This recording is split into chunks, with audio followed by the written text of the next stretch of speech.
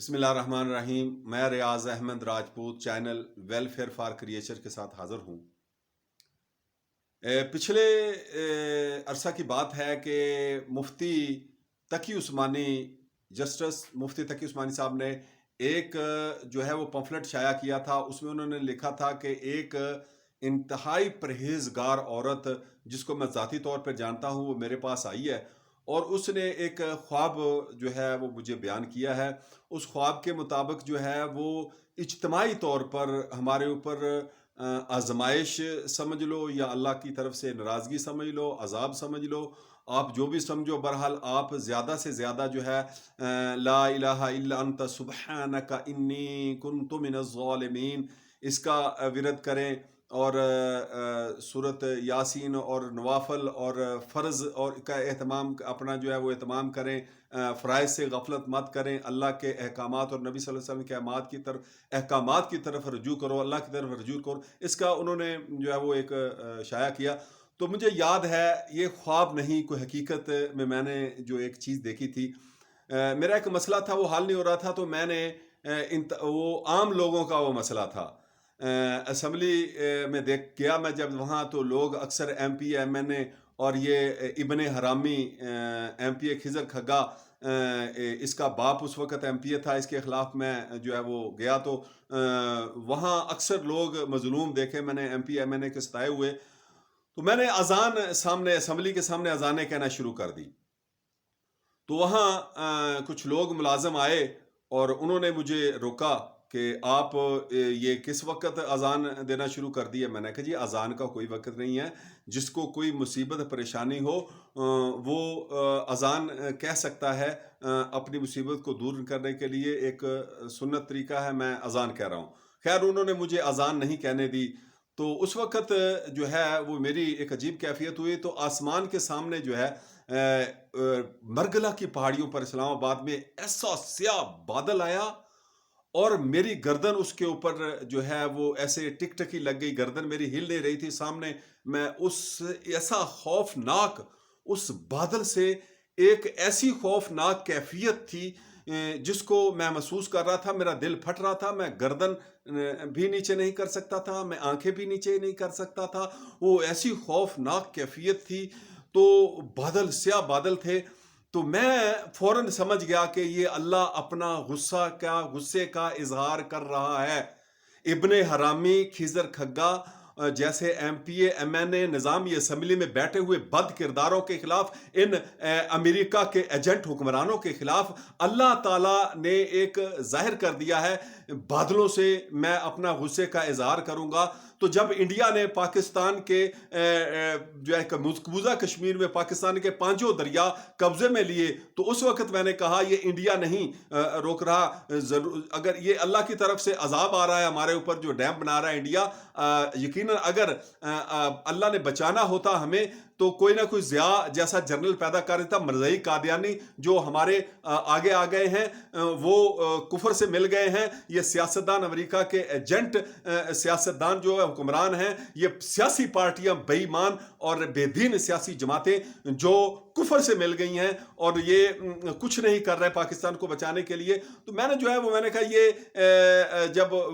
مجھے یاد آ گیا وہ اسلام آباد کا، تو اب جو صورتحال نظر آئی ہے، جو انڈیا نے پانی چھوڑے ہیں اور یہ کوئی نہیں بتا رہا اپنی طرف سے، سارے جو ہے وہ میڈیا والے بھی جو ہے، معمولی سی بارش ہوئی ہے، اس سے پہلے بڑی بڑی بارشیں ہوتی تھیں، لیکن یہ بڑی تعداد میں جو پانی چھوڑا گیا دریاؤں کا، اس میں بہت نقصان ہوا ہے ہمارا۔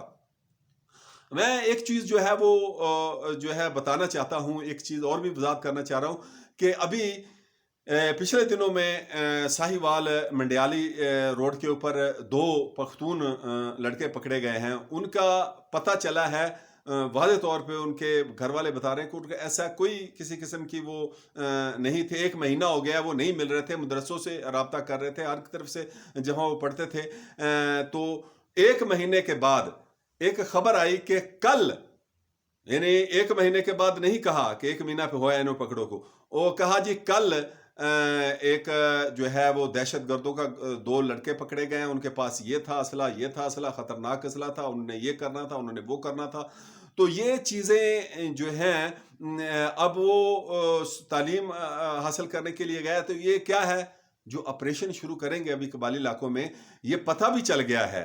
کہ پہلے امریکہ کے ایجنٹ یہاں سے امریکہ سے ڈالر لے کر قبائل کو مار رہے تھے. اب جو مطلب اس وقت بھی جو سرکاری مولوی ہیں وہ ان کو تو نکال دو. میں اب بھی مذہبی جماعتوں کو کہہ رہا ہوں کہ اگر پاکستان کے اندر آپ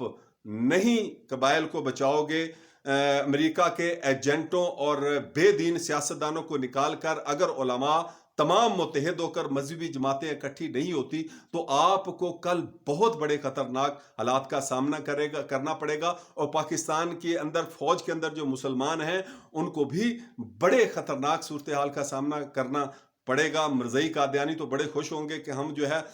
پاکستان کو ختم کر دیں گے, لیکن یہ ایسا نہیں ہوگا. پریشانی ضرور ہوگی مذہبی جماعتوں کو, پاکستان کو, حالات بہت خراب ہوں گے, لیکن انشاءاللہ وہ پاکستان کو ختم نہیں کر سکیں گے. اس سے پہلے کہ ہم ایسی بڑی مصیبت کا سامنا کریں جس سے ہمارا جو ہے وہ اتنا نقصان ہو جائے کہ جو ناقابل تلافی نقصان ہو جائے, اس سے پہلے کہ انڈیا جو ہے وہ دوبارہ پھر انڈیا کی مذہبی جماعتیں جائیں, وہ مذہبی جماعتیں انڈیا کی وہ مسلمان نہیں ہوں گے, وہ یقیناً اس میں ہندو ہوں گے اور وہ داڑھیاں رکھ کے جائیں گے, یا ان کے جو ادھر سرکاری مولوی ہیں, انڈیا کے اندر بھی سرکاری مولوی ہیں جس طرح پاکستان کے اندر سرکاری مولوی ہیں, امریکہ جو چاہے سیاستدانوں سے کروائے وہ فتویٰ دے دیتے ہیں, ٹھیک ہے جی. تو اسی طرح وہ سرکاری انڈیا کے جو سرکاری مولوی ہیں وہ جائیں گے, طالبان سے رابطہ کریں گے, پھر جو آپ کا نقصان ہوگا وہ کروائیں گے. پاکستان کے اس میں مذہبی جماعتوں کا بھی نقصان ہوگا, پاکستان کا بھی نقصان ہوگا, ہمارے قبائل کا بھی نقصان ہوگا, ہماری فوج کا بھی نقصان ہوگا. اس سے پہلے آپ جو ہے وہ اٹھ کھڑے ہوں, مذہبی جماعتیں اٹھ کھڑی ہوں, قبائل کے اندر آپریشن نہ ہونے دیں, اور اسلام چاروں جو صوبے ہیں, مطلب چاروں صوبوں کے دارالخلافہ جتنے بھی ہیں, اسلام آباد بھی اس میں 5واں لگا لیں, اس کے اندر جو ہے ایک متحد ہو کر اسمبلیوں کے اندر کنٹرول کر جاؤ. ساری مذہبی جماعتیں اسمبلیاں کے اندر M N A M P S کو نکال دیں. یہ سسٹم امریکہ کے ایجنٹوں کا, جس سے امریکہ کے ایجنٹ آتے ہیں, کبھی بھی آپ